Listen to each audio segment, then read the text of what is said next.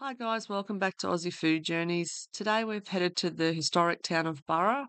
Along the way we've come across a couple of silo art sites which we've shown you in this video.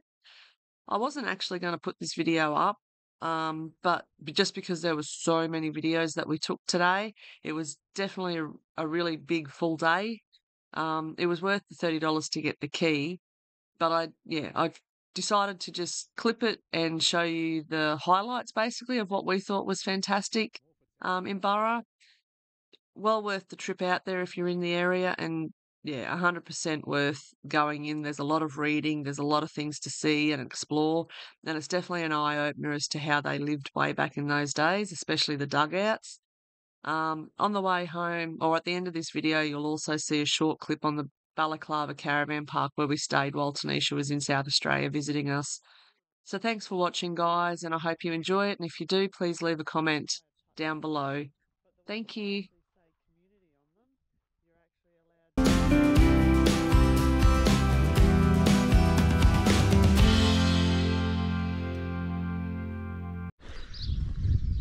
So we're going for a drive today and we found some silo art, so we just took a detour and we're having a look. Where are we exactly? Do you even know what town we're in? Is it Farrell Flat?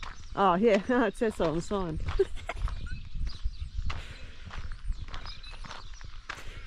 This one didn't come up in my Google search of silo art. So it depicts the RX-55 steam locomotive. It was the last passenger train to travel through Farrell Flat at the closing of passenger services in December 1986.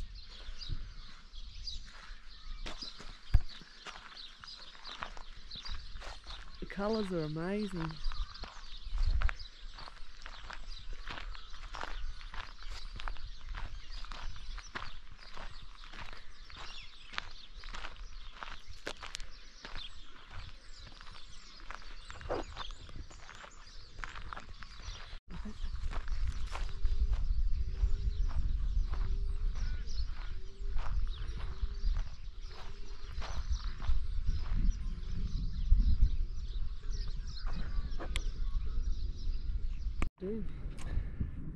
Hi guys, well we've come to Burra for the day just to have a bit of a look around. Now we've organised a key which you can do at the information centre. It's I think it's what, $30 odd a person. Yeah, and a $50 deposit, refundable deposit. To get a key, basically the key will get you into 11 historical sites around the town, one being the old Burra mine, so you can actually go into a lot of the buildings here and through the gate with the key, which will get us access to all of this, which leads around to the actual open cut mine as well. So yeah, so we'll keep going and yeah, take you with us. So the Burra mine was worked from 1854 until 1867 as an underground mine, and from 1877 until it closed in 1877 by a shallow open cut.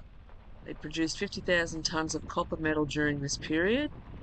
The modern open cut mine operated between 1971 and 1981 to the depth of 100 metres. That copper was actually converted into black copper oxide, which is used for an ingredient in chemical fertilizers and timber preservatives. So yeah, that was pretty interesting.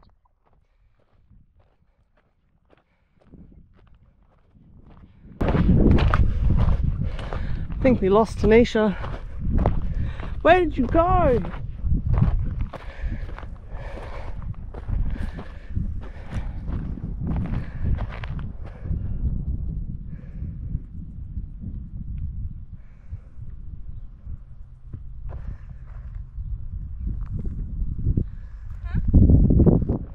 You are. Where's he going? I don't know. Yeah, for sure.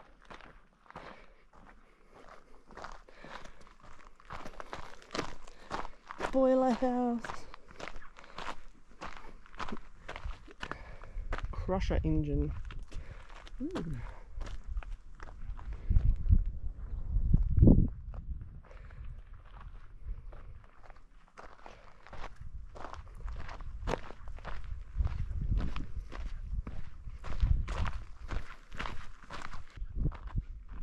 So the dressing tower was erected in 1870 to treat low-grade ore from the open cut workings. Nearby, obviously, the remains of the crusher engine house, which provided the power to the dressing tower and the crushed ore. Yeah, right. You'll see a time in that little hole. That's the aqueduct tunnel. Who's going in? You can't go to there. Oh. So just videotape it. Yeah. Oh, fucking bees.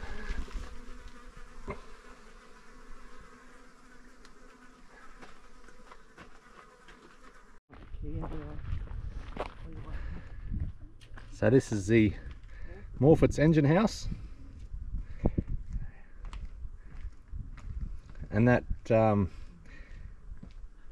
think it was by fire in 1926 was burnt down, but then a group of people got together and it was reconstructed. The shaft was re-timbered in 1986 as a Jubilee 150 project.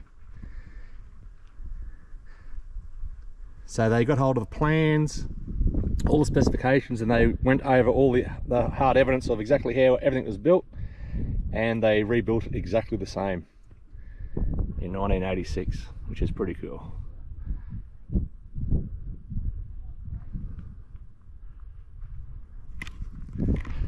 So yeah, if you're a history buff, I'd definitely recommend getting the key to do this tour around Burra, because this is just one of the few places that you get the key to actually go in and have a look. So yeah, we'll go down in a second, we'll have a look and yeah, show you guys as well.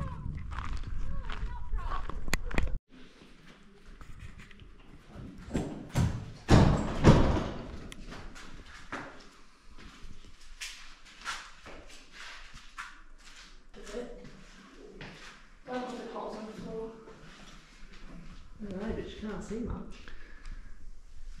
That must be the shaft that goes all the way down like the picture thing. So yeah, that'll be that. Oh, actually. It'll be the shaft inside. Yeah. Which is the actual where the actual pump went down. Yeah, wow. So this was where, that's basically the room we're standing in now, and that's where they would have had the pump, which would have went all the way up to there. Oh, there's a diagram. It used to pump all the water out of the mines.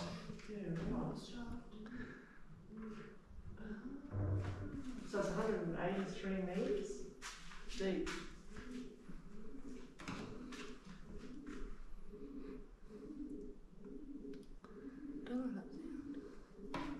So yeah, so that's...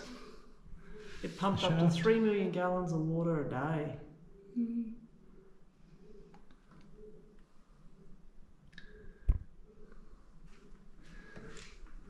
And that's where it would have went down. 183 metres that goes down. A bit hard to see through the perspex. So yeah, right, so that gate conveyor wanted to be run from the pool during the day to power several water wheels on its way to Burra Creek. Wow. Well, I'd say these big bolts would have been a cylinder, right? Yeah. That's what this frame would be. Yeah, that's right, because Trust my wife to find stairs.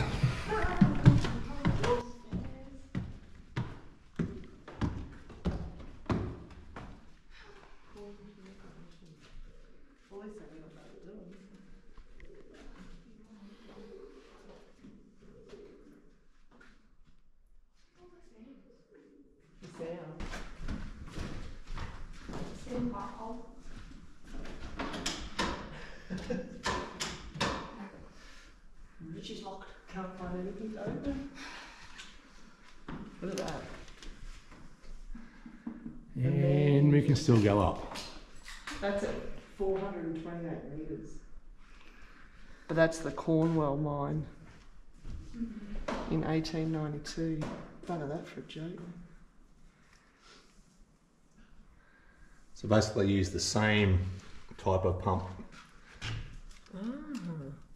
So the man engine It was installed in Cornwall in 1842, used the vertical movement of the pump rod to carry men up and down the shaft. Hand and foot holes were attached to the rods at intervals, and the miners were raised and lowered. So you basically, as it goes Like- up, like you an grab elevator. hold of it, and before it stops, you jump off and then wait for it to go down again. Yeah. Saved them climbing down. Did you read this I one? don't know.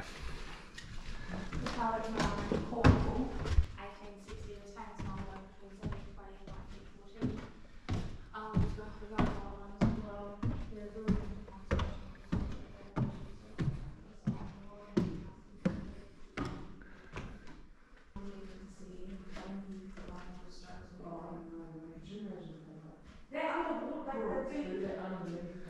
So yeah, well worth coming to have a look at. Quite a bit of history. 440 below sea level. Yeah. So that would have been fun.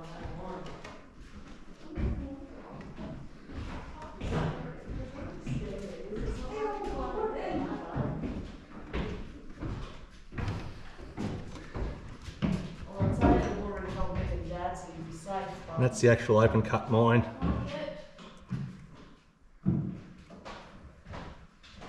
Feels crooked. So they had a shaft mine as well as an open cut. Oh, this is the restoration. Is it? Oh no, that's the building.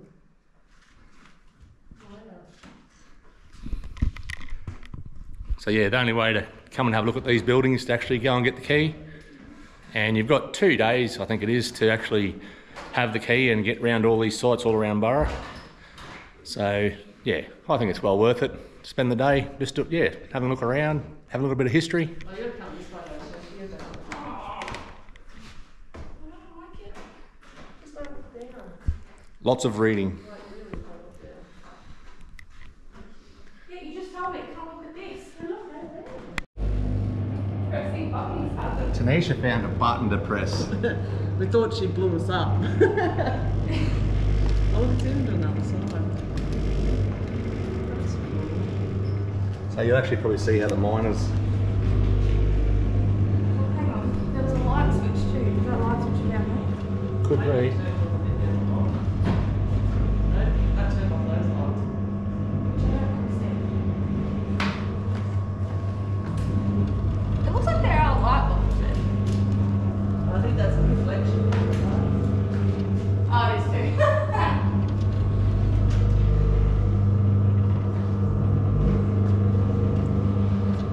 That's pretty cool.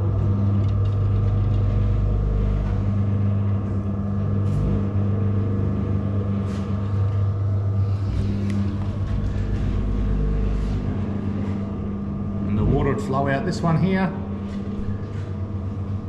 And I'd go to a series of different buildings and stuff where they had a sawmill, just the water wheel used to operate the sawmill.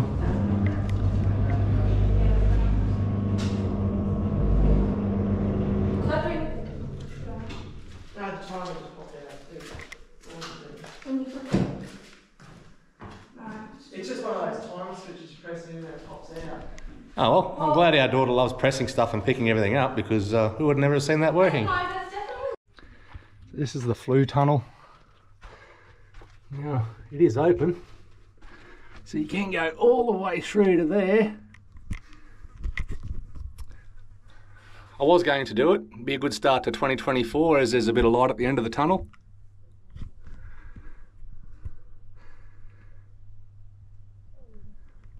But yeah, I don't do small spaces that well, so I don't think I'll worry about going all the way through there.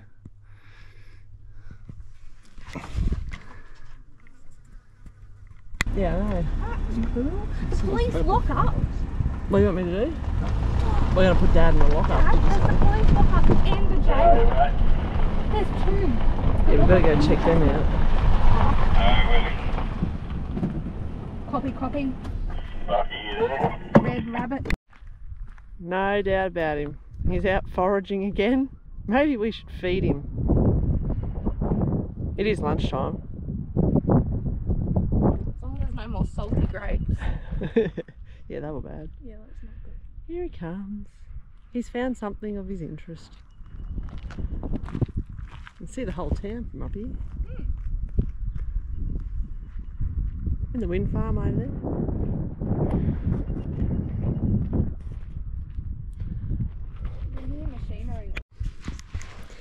Mummy will come and attack you.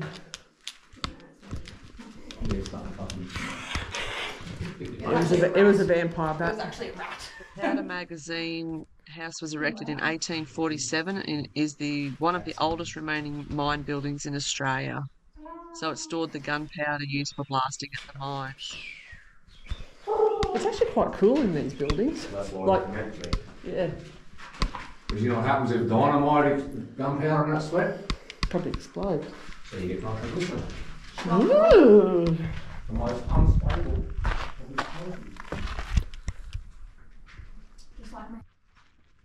So Redruth Jail was erected in 1856 at a cost of £3,200. It was the first jail in South Australia erected outside of Adelaide. It provided accommodation for the jailkeeper and 30 prisoners, male and female. All the broken glass at the top. Certainly want to stop you from trying to scale the wall, but no doubt there would have been ones that would have tried. So the jail was closed in 1894 and then it was renovated and reopened as a girls' reformatory in 1897 and closed up in 1922. And if you notice in all these older jails and stuff, the actual corners aren't straight corners. They've got 45s out of them. So you can't. Yeah, so you can't get up them. I don't think I could have done that anyway.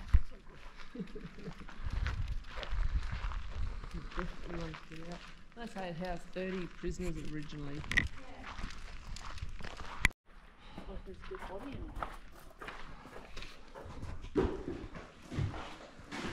You definitely don't get much room. That's like the park. It's quite cool. It's quite cold in winter, but.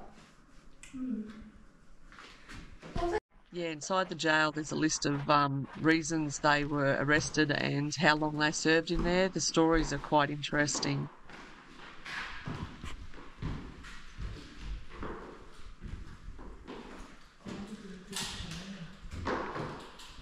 He was a film researcher.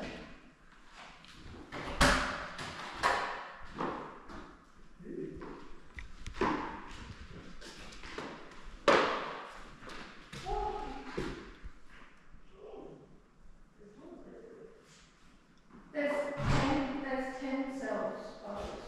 So 10 cells? Yeah. Oh no, that's good. I'm assuming it's that's the kitchen.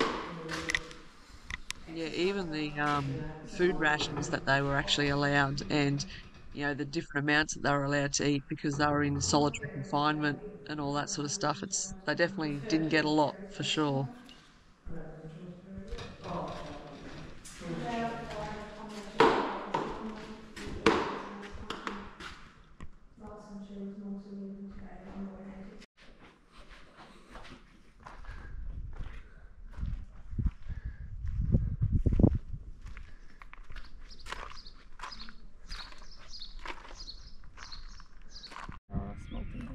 The first Lansdale.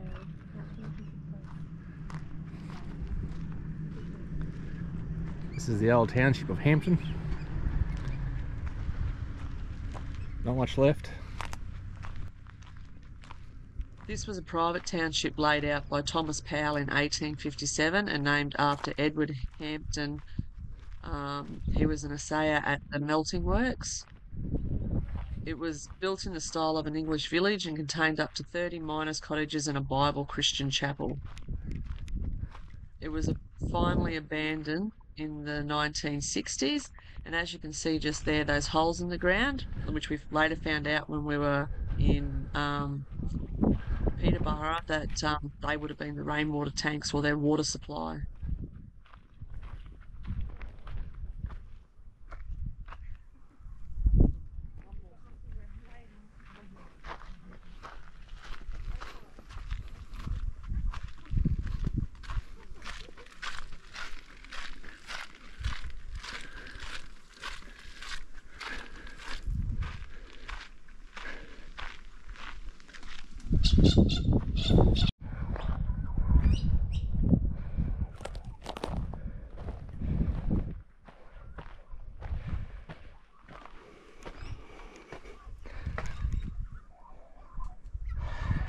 Can't see much in there. Holes in the floor.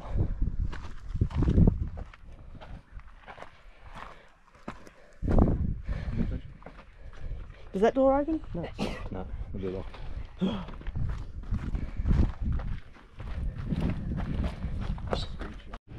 So we're at the Unicorn Brewery in Burra.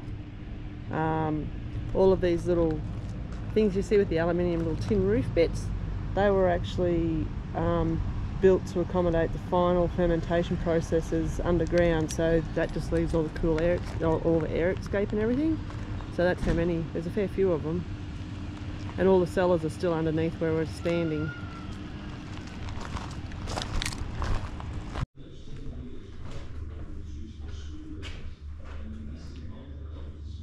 So basically the brewery closed in 1902 when the government introduced legislations requiring breweries to obtain licences.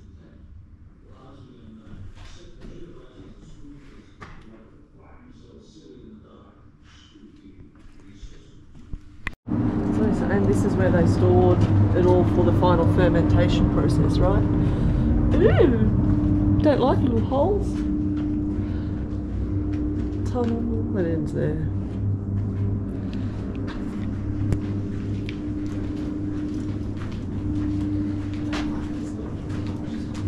Hey. Oh look, there's an exit, Tanisha. You can't get lost.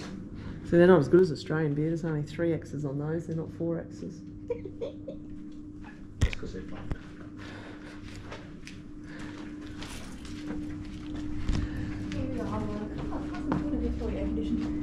Yeah, probably. Don't lose me.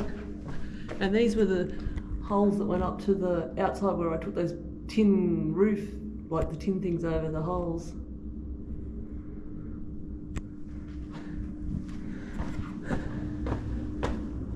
Wait for me! Oh, I've lost them.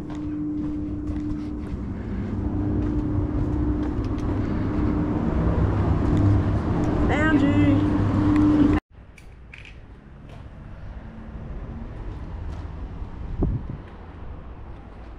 So this was the police lockup and stables.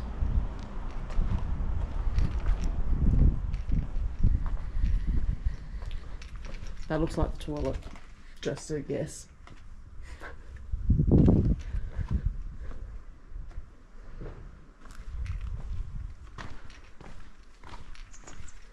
So the lockup cells and stables were erected in 1847, and the cells were used as a temporary jail until Redruth Jail was built in 1856.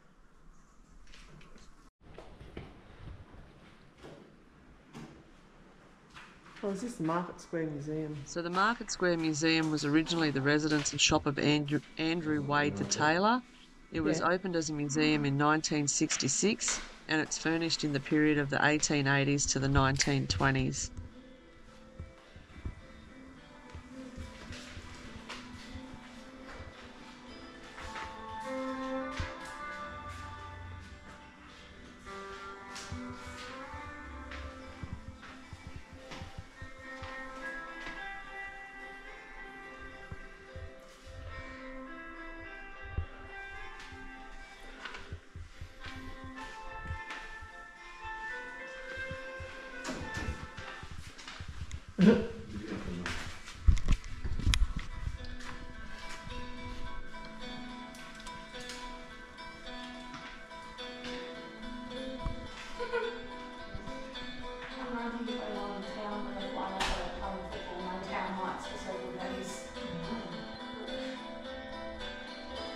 The miners' dugouts.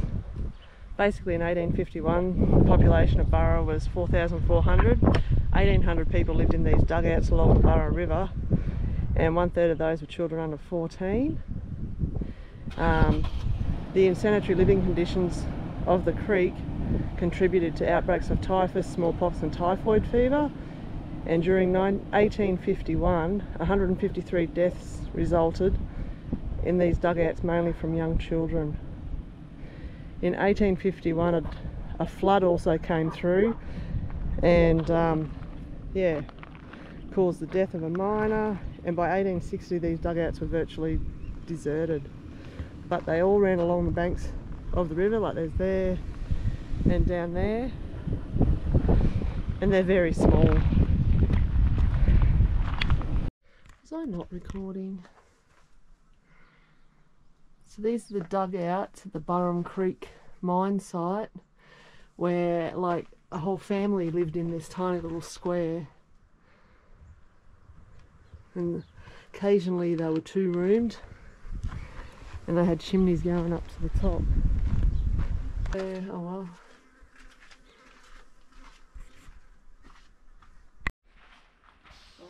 So this is the blacksmith shop, the Burra mine.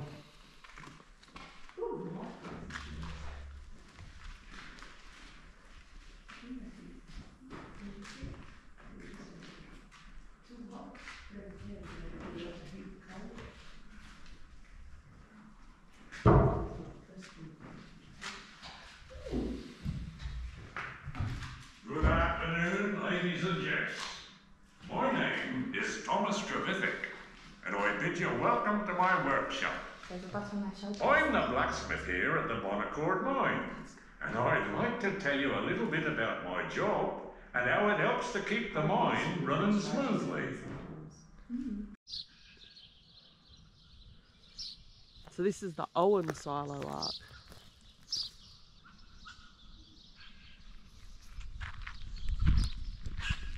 It depicts a snapshot in time in rural Australia at the outbreak of the First World War, a small but pivotal part of our nation's history. Australia had only recently achieved nationhood in 1901, when its young men and women were called to service in 1914.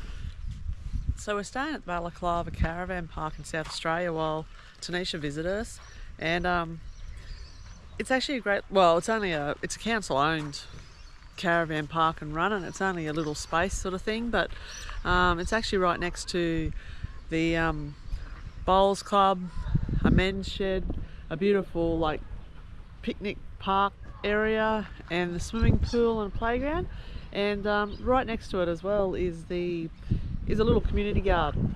So they've actually got all these little garden beds and plots done up. Some of them have people's names on them, you're not allowed to touch those, but the ones that actually say community on them, you're actually allowed to pick from and leave a donation in the donation tin, which is a fantastic idea because they've got some great stuff in here. There's some fresh snow peas and strawberries, and what else is there? There's tomatoes, cucumbers, zucchinis, herbs, rhubarb.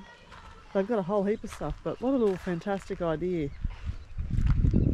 And we've taken a couple of zucchinis and snow peas for our dinner. But yeah, not a bad little place to be. And yeah, they do a book and seed exchange up here. Inside the fridge there, it's got a whole heap of gardening books and things like that. And over in the corner, they've actually got chickens, and those chicken eggs you can buy for $4 a dozen, which is pretty good. There's another community one. And yeah, swimming pool next door as well.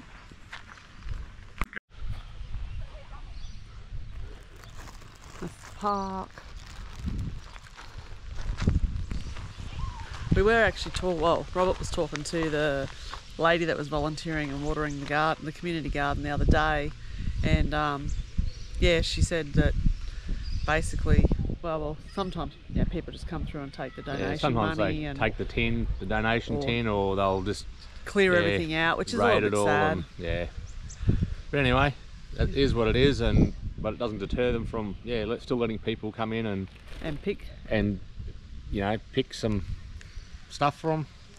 Yeah. So yeah, We've appreciated it. We've given some money, and we've got a little bit of rhubarb and some snow peas and some zucchini. and we got some zucchinis the other day, and Yeah, like we even give them $5 just for 2 zucchinis the other day and a handful of snow peas. Like, and the lady was like, "That's way too much money." And it's like, well, it's going to a good cause, and for people to be able to just come and get fresh produce like that, and it's just any donation. It doesn't have to be A lot. a lot. You know, they could donate $1 and take some zucchinis and some, you know, snow peas and carrots or whatever happens to be in season at the time, and they're happy with that. So Yeah. no, good idea. I know, and it's nice that it's just at the back of the caravan park here where we can just go and have a look, and it's a short walk, and yeah, actually it's a really nice place, this Balaklava in South Australia. Yeah. Not much in the area, I mean, it's historical, but yeah, it's just Just a small town. a small town, and it's really nice. Yep. We've had a great week. This ends our time in South Australia, so we'll see you next episode somewhere up in Queensland. Thanks for watching, guys. Don't forget to like and subscribe.